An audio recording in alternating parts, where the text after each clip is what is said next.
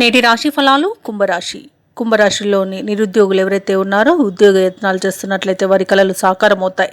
చిన్ననాటి మిత్రుల నుండి శుభకార్యాలకు ఆహ్వానాలను అందుకుంటారు. భూ క్రయ విక్రయాలలో ఎవరైతే రియాల్టర్స్ ఉన్నారో వారికి మంచి అనుకూలమైన ఫలితాలను పొందగలుగుతారు.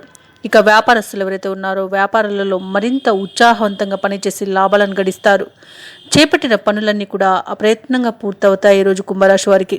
అలాగే కుంభరాశి వారిలో ఎవరైతే రాజకీయ నాయకులు ఉన్నారో వారికి మంచి పదవి అనేది దక్కుతుంది. అలాగే కుటుంబ సౌఖ్యం అనేది కనిపిస్తుంది. కుటుంబ సభ్యులతో కలిసి విందు వినోదాది కార్యక్రమాల్లో పాల్గొంటారు.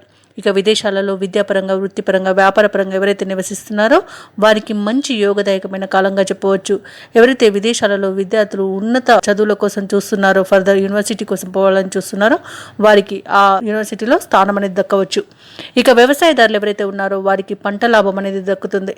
అలాగే భూ క్రయ విక్రయాలలో ఎవరైతే రియాల్టర్స్ ఉన్నారో వారికి మంచి లాభాలు అనేవి అందుతాయి. ఇక ఈరోజు చేసే ప్రతి పనికి మంచి ప్రతిఫలం అనేది దక్కుతుంది. ఇక వ్యాపారస్తులు వ్యాపారాలలో లాభాలను గడిస్తారు. ఇక ఎవరైతే పెట్టుబడులు పెడుతున్నారో వారు పెట్టుబడులలో లాభాలను అందుకోగలుగుతారు ఈరోజు. ఇక ఆదాయం సరిపడినంత లభించడం వలన రుణాలను తీర్చగలుగుతారు. అలాగే స్నేహితుల నుండి, సన్నిహితుల నుండి సహాయ సహకారాలు అనేవి అందుతాయి. ఇక కష్టపడ్డదానికి ప్రతిఫలం అనేది ఈరోజు కనిపిస్తుంది. అలాగే సోదరులను కలుసుకొని ముఖ్య విషయాలపై సంప్రదిస్తారు. ఇక ఈరోజు సంపూర్ణమైన ఆరోగ్యం అనేది సిద్ధిస్తుంది కుంభరాశి వారికి.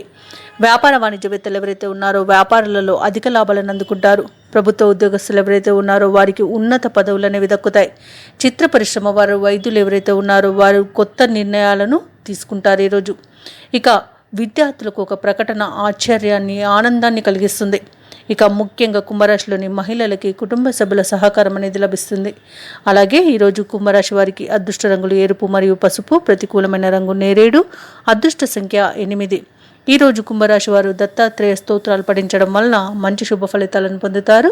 అలాగే పనులలో వచ్చే ఆటంకాలని తొలగించుకోగలుగుతారు.